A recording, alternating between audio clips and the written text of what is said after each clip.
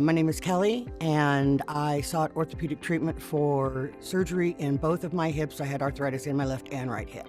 The overall care and attention that I received with CHI Health was they treated me like I was an individual, and they also helped me realize what my potential could be if I went ahead and proceeded with the demands and the tasks that were required of me in order to get the surgery. And I knew how badly I wanted the surgery. Two specific milestones I reached during my treatment with CHI Health is that I lost 100 pounds and I also quit smoking after 38 years of smoking. Then the doctor went ahead and gave me the green light on my surgical procedure. So I was really happy about that.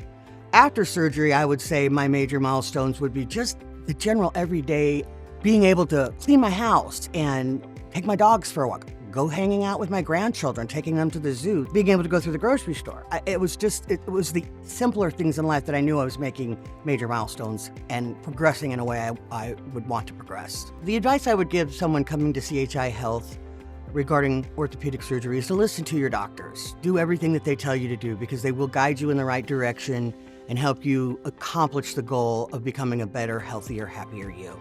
And that's what they did for me.